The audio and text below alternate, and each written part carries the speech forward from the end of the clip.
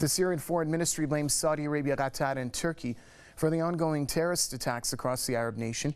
In two letters sent to the UN Secretary General and the President of the UN Security Council, the ministry has said that Riyadh, Ankara and Doha generously fund and arm the terrorists. It added that such a support is a flagrant violation of a number of UN resolutions. The ministry also slammed the United States, France and Britain for preventing the UN Security Council from adopting serious measures in condemnation of terrorist crimes in Syria.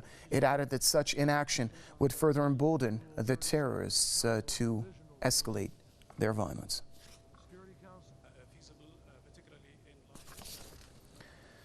Well, radio host and political commentator Max Igan joins us now from Brisbane. Mr. Igan, welcome to the program. Let's get your thoughts on the recent comments and statements issued by the Syrian Foreign Ministry, which says that Saudi Arabia, Qatar and Turkey have a heavy hand in supporting and funding terrorists across the Arab nation. Well, this is absolutely true. I mean, you wouldn't have the situation unfolding the way it is if it was not the support that was being received from these nations. This is well documented, it's well known by everybody. And again, you've got to look at who is funding these nations. Again, it comes from the West. This whole thing has been contrived by the West. It's very, very unfortunate. But you've got to look at this and realise that this is where the funding from these people is coming from. If it wasn't for Saudi Arabia putting its all into this effort, we would not have the situation that we're seeing in the Middle East today. We certainly would not have the situation that we're seeing in Syria. We wouldn't have the situation in Yemen. And it's just everywhere, all across the whole region. And a lot of it is coming from Saudi Arabia. But it's, again, Saudi Arabia is a puppet regime. It's a puppet nation which is being supplied by England, by the United States, by Israel. And it's really basically performing Western actions. And we've got to call this for what it is. And the rest of the Muslim nations really have to stand up and start calling this out.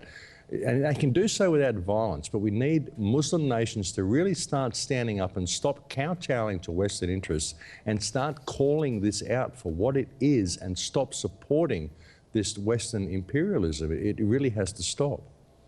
Mr. Igan, what about on the international front? As you mentioned, this is pretty much well documented that Riyadh, Doha and Ankara are well involved in supporting and funding the Daesh terrorists and other terrorist groups inside Syria. Why isn't there an international push to stop the funding or at least censure these governments and countries from supporting entities like Daesh? Well, you've got to look at what this is really all about. I mean, really, if you look at it, if you look at all the nations that are being destabilised under this whole ISIS attack, if that's what you want to call it, it's really about the Greater Israel Project. It actually serves Western interests, and it serves the Greater Israel Project, and it serves the UN, it serves all of these people to be destabilising the region the way they are, and that's why they don't call it out.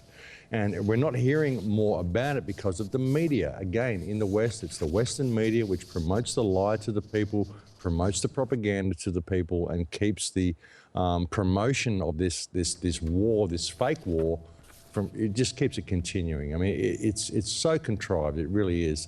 You know, the Western people have to stand up and start calling it out. I've been calling out for people in all Western nations to withdraw support from your government, start calling this out for what it is, and bring a stop to this escalation of conflict in the Middle East, because it's all being controlled by the West, the whole thing. That's why we're not seeing any of it. It's not de-escalating at all, and it will not de-escalate until people start calling it out for what it is. Radio host and political commentator Mr. Max Igan joining us from Brisbane.